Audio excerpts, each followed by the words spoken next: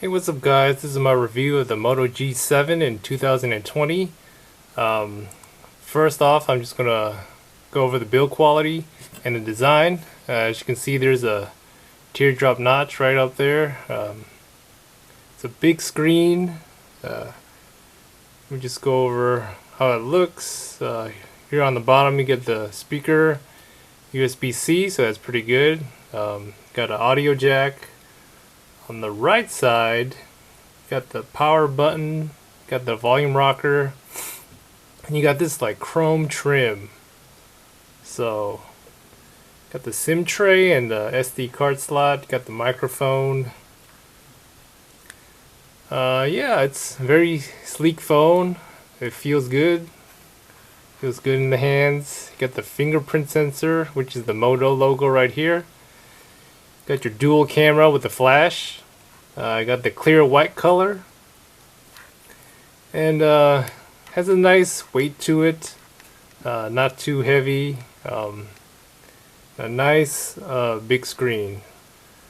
Talking about the OS, I was able to download Android 9. I'm not sure if it's going to get Android version number 10, but we'll see. Overall, it's pretty smooth. I got a lot of apps open. There's no lag,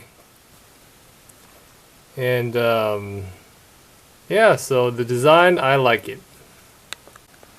So why would you buy this phone?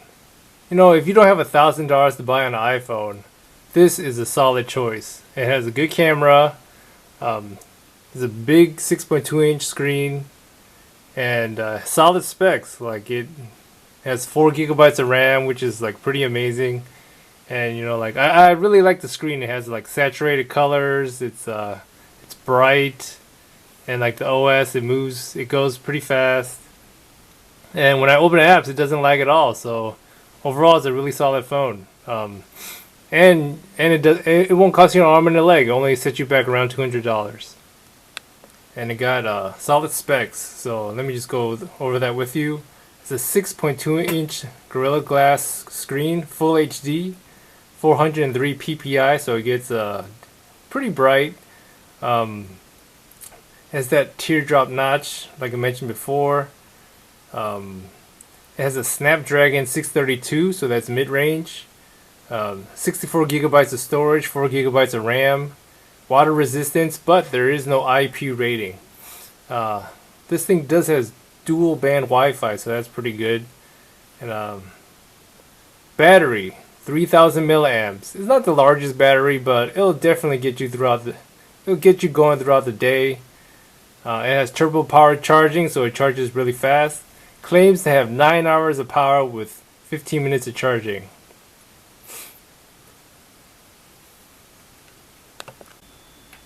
Hey guys, alright, I'm gonna play some games just to show you if there's any lag, or just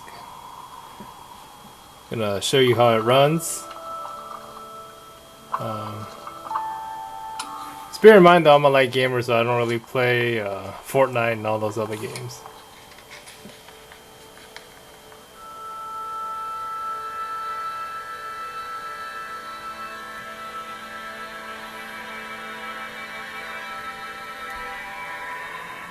Alright.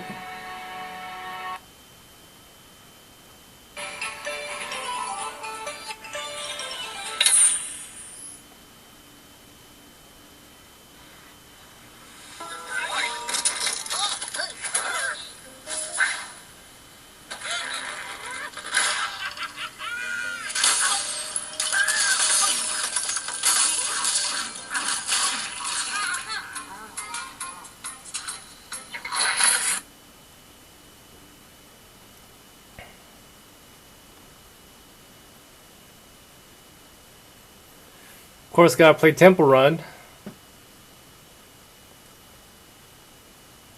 So far, everything's running smoothly. I don't notice any bugs or lags.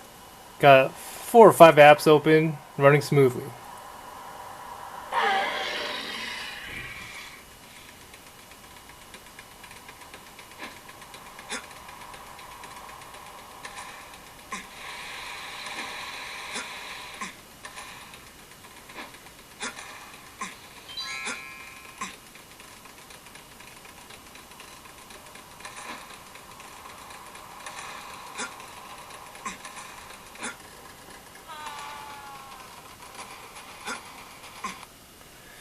Alright guys, as you can see, gaming is not an issue with this phone, at least for those light games. Everything ran really well. And overall, I feel like this OS, Android 9 Pie, is pretty smooth on this phone. Since it has good amount of RAM, we just open some apps just to show you. This is Chrome. Got that open. Let's see. Open up YouTube. See, it pops up pretty fast. Loads within seconds. 2048.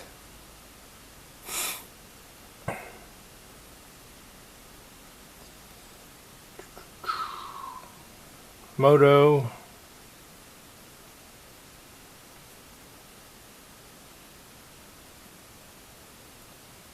Go to settings.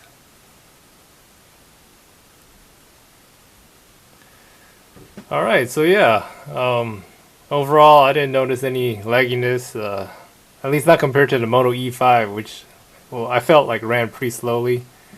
So that's it for the games. Let me just go over some gestures I like for these Moto phones. They have these Moto actions that I like. If you chop twice, it'll turn on the flashlight. See that? The flashlight's on. Chop it again, you turn it off. And to use the camera, you just twist it left and right. Alright, that took a little bit, but here's the camera. So, yeah, I just twist it in, there he goes. So, I like that. And fingerprint sensor works really fast. Bam. Alright, and for the camera, it has 12 megapixels with a 5 megapixel depth sensor. So that's a dual camera in the back. And I'm gonna show you some pictures now. Using the camera, I took some pictures. This one is pretty good, like in good lighting. Pictures come out pretty clear. There's like a lot of colors. It's vivid. The details are pretty sharp. And yeah, overall, I'm pleased with the results. I moved on to portrait mode. I tried this, and it worked out pretty well. Like the background is blurred pretty properly, and there's still details. And I tried it again on the Snoopy, but this time it wasn't as clear, so I got inconsistent results. And taking a picture of this bush, the colors kind of smashed together, and it was really bad. So I don't know if this was a fluke, but usually I get pretty good pictures, and overall I like this camera. Just make sure there's good lighting, and you'll usually get good pictures. So what's missing on this phone? Number 1, there's no NFC. Number 2, there's no IP rating. And number 3, like the processor is mid-powered, but it still works fine in my opinion. But I feel like that's about it. There's like not too much missing on this phone. Overall, I recommend this phone. This phone has few cons. It only runs around $200. If you get it used, it's around $150. It has good specs. Snapdragon 632, 4 gigabytes of RAM, and it'll last you all day on a single charge. And yeah, so overall, it's a good phone. It's pretty smooth, so I recommend it.